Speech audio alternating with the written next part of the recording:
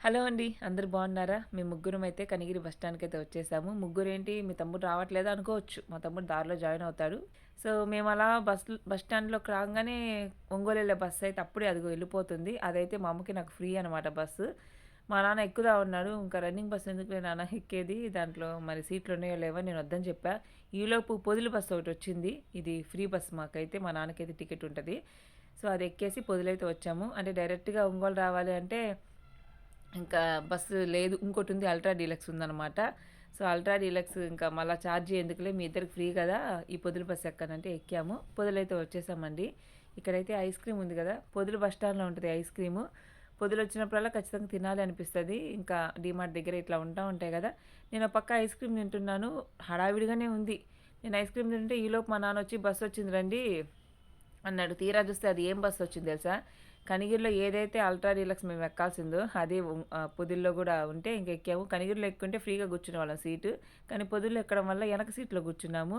హమ్మయ్య! కనిగిరి నుండి పొదిలి దాకా ఫ్రీగా ఉంది జర్నీ. పల్లె వెలుగు బస్సులో అనుకున్నాం గానీ, ఈ ultra deluxe bus Palle Velugu bus కన్నా దారుణం. అదే బాగుంటది అనిపించింది నాకైతే. అసలు చెమట పోస్తుంది.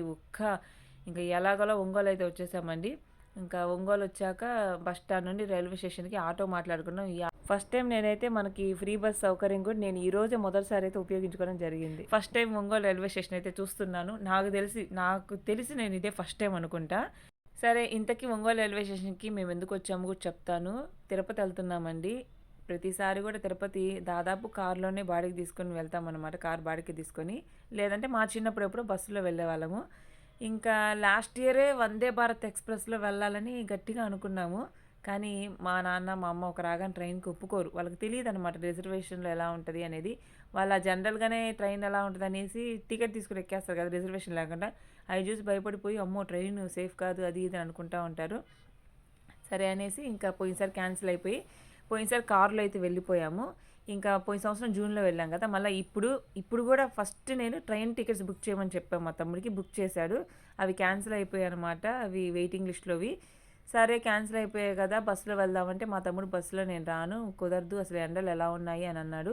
సరే అని మా నాన్న కారు మాట్లాడతానులే అనేసి కారు మాట్లాడుతూ ఉంటే మనం ఉండే తొందరకి కార్లు కూడా ఒక్కోసారి కుదరట్లేదండి. అంటే తిరుపతి లాంగ్ ట్రిప్ కదా! ఈ టోకెన్స్ వీటి వల్ల లేట్ అయిపోతుందని మేబీ ఎవరు రావట్లేదేమో.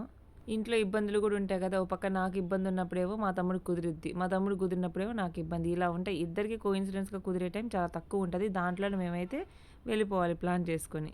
చూసారా తిరుపతి రావాలంటే మాకెంత రిస్క్. మా ఊర్లో ట్రైన్ ఫెసిలిటీ లేదు. రైల్వే స్టేషన్ ఉంది. రైల్వే లైన్ వేస్తున్నారు. కానీ చాలా సంవత్సరాలు టైం పట్టిద్ది.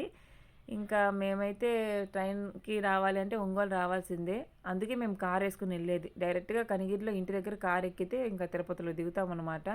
అందుకే కొంచెం సులభంగా ఉంటది. లాకర్‌లు అవి తీసుకోకుండా చెప్పులు పెట్టుకోవడానికైనా, లగేజ్ పడేయడానికైనా, ఫోన్‌లు పడేయడానికైనా, మళ్ళా ఆ లాకర్‌ల కాడ వాటి కాడ వెయిట్ చేయకుండా. కనిగిరి నుండి తిరుపతి ఎళ్ళాలంటే అసలు ఒంగోలుతో మాకు పని లేదు. పామూరు, ఏర్పేడు ఇలా ఎళ్ళిపోవచ్చు.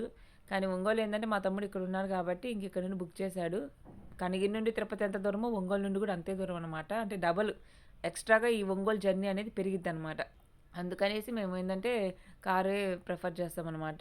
ఇంకా వందే భారత్ తత్కాల్లో బుక్ చేశారు టికెట్లు అప్పటికప్పుడైతే. సో, లాస్ట్ ఇయర్ వందే భారత్‌లో ఎళ్ళాలనుకున్నాము. ఈ ఇయర్ అయితే అది ఆ కల నిజమవుతుంది. ఫస్ట్ టైమ్ ఎక్సైట్‌మెంట్‌గా ఉంది నాకు గూడా. ఎట్లా ఉంటది? ఏందనేది. మేమైతే రైల్వే స్టేషన్‌కి 5:30 కల్లా రీచ్ అయిపోయామండి. కనిగిరి నుండి మేము 2:30కి బయలుదేరితే ఇంకా 2 గంటలు బస్ జర్నీ పట్టింది. ఒంగోలు బస్ స్టాండ్ నుండి ఇంకా ఆటో తీసుకొని రైల్వే స్టేషన్ రావడానికి కొంచెం డిలే అయింది. ఇంకా వాళ్ళు కొంచెంసేపు ఆగారు. మిగతా వాళ్ళొస్తారని. ఇంకా లేదులే అనేసి మేము చెప్తే మా ముగ్గురికే వచ్చేసారనమాట. చూసారా ఇది వందే భారత్ ఎక్స్‌ప్రెస్. ఇదొచ్చేసి తిరుపతి నుండి మనకి సికింద్రాబాద్ ఎళ్తుందనమాట. బావుంది. ఈ కలర్ వచ్చేసి బ్లాక్ అండ్ ఆరెంజ్ కదా! మాదొచ్చేసి వైట్ అండ్ బ్లూలో ఉంటదనమాట. మాకు చాలా ఎక్సైట్‌మెంట్‌గా ఉంటదండి. ఏదో ఒక చిన్నపిల్లల ఆటలాగే ఉంది. మేము 5:30కి రైల్వే స్టేషన్ వస్తే దాదాపు గంట పాటు రైల్వే స్టేషన్‌లో ఉన్నాం కదా! చూస్తా ఉన్నామండి. ప్లాట్‌ఫార్మ్స్ ఉంటాయి కదా! 1, 2, 3, 4, 5 అనేసి. ఒక్కొక్క ప్లాట్‌ఫార్మ్ మీద అసలు కంటిన్యూయస్‌గా వస్తూనే ఉన్నాయి. ఒకటి పోయిన తర్వాత ఒకటి కొంచెం గ్యాప్‌తో అనమాట. ట్రైన్స్ రెగ్యులర్‌గా తిరుగుతూనే ఉన్నాయి. ఇక్కడ మీకొక విషయం చెప్పాలి. మా తమ్ముడు ట్రైన్ టికెట్లు బుక్ చేశాడు వందే భారత్ అని చెప్పాను. మంచి విషయమే. కానీ ఏం చేశాడంటే ఒంగోలు నుండి తిరుపతికి బుక్ చేయకుండా ఒంగోలు నుండి రేణిగుంట బుక్ చేశాడు. సరే ఆ ట్రైన్ ఎక్కడికెళ్ళిద్దా అని నేను చూస్తే నర్సాపూర్ వెస్ట్ గోదావరి అనుకుంటా. నర్సాపూర్ నుండి మనకి చెన్నై అయితే వెళ్ళే ట్రైన్ అనమాట. డబుల్ పనండి మాకన్నీ గూడా. కనిగిరి నుండి పొదిలి రావాలి, పొదిలి నుండి ఒంగోలు రావాలి, ఒంగోలు బస్ స్టాండ్ నుండి రైల్వే స్టేషన్‌కి రావాలి, ఒంగోలు రైల్వే స్టేషన్ నుండి రేణిగుంట రైల్వే స్టేషన్ రావాలి, రేణిగుంట రైల్వే స్టేషన్ నుండి తిరుపతి రావాలి. ఎంత ప్రాసెస్ చెప్పండి. ఇంకా వెయిట్ చేసాం. టైం 6:30 అయిపోయింది. ట్రైన్ ఇంకా అనౌన్స్‌మెంట్ కూడా చేశారండి. C6 ఏమో అక్కడ ఆగితే మనకి అంటే మనం ఎక్కడ ఆగాలో కూడా భలే పర్టిక్యులర్‌గా అన్నీ భలే భలే ఉన్నాయండి. మనకు తెలీదు కదా! మేము ఎక్కాల్సిన ట్రైన్ అయితే వస్తుంది. అదిగోండి. వందే భారత్ ఎక్స్‌ప్రెస్ నర్సాపూర్ నుండి చెన్నై ఎళ్ళేది. వైట్ అండ్ బ్లూలో ఉంది. ఇందాక బ్లాక్ అండ్ ఆరెంజ్‌లో ఉంది. ఫస్ట్ టైమ్ అండి తిరుపతికి ట్రైన్‌లో వెళ్ళడం. ఫస్ట్ టైం వందే భారత్ ఎక్స్‌ప్రెస్‌లో వెళ్ళడం. ఫస్ట్ టైం రిజర్వేషన్‌లో వెళ్ళడం అనమాట. మీకు తెలుసు కదా! ఆల్రెడీ అంతకుముందు చెప్పాను చిన్నప్పుడు ఎప్పుడో చిన్న చిన్న ప్రయాణాలు అలాగా చీరాల దాకా టంగుటూరు నుండి అలా వెళ్ళున్నాను. సో, అంతే అవి. ఇంకా తర్వాత ఇంకా లేనే లేదు. చాలా ఎక్సైట్‌మెంట్‌తో ఉన్నాము. చూసారు ఈ ట్రైన్ డోర్స్ కూడా ఆటోమేటిక్‌గా ఓపెన్ అవ్వడం, క్లోజ్ అవ్వడం, ఇంకా లోపల సీట్స్ కానీ లేకపోతే అంతా చక్కగా బాగుంది. ట్రైన్ ఎంత స్పీడ్‌తో వెళ్తుంది, ఎన్ని కిలోమీటర్లు ఉంది ఇంకా మన డెస్టినీ అనేది అక్కడ కనిపిస్తా ఉంటది. చక్కగా ముందు పెట్టుకోవడానికి ఏదైనా తినడానికి అది ట్రే లాగా ఉందనమాట. అంటే ముందు సీటుకి సంబంధించి లగేజ్ పెట్టుకోవడానికి గానీ అన్నీ. మేమైతే ఫుడ్ ఇంట్లో ప్రిపేర్ చేసుకొని వచ్చామండి.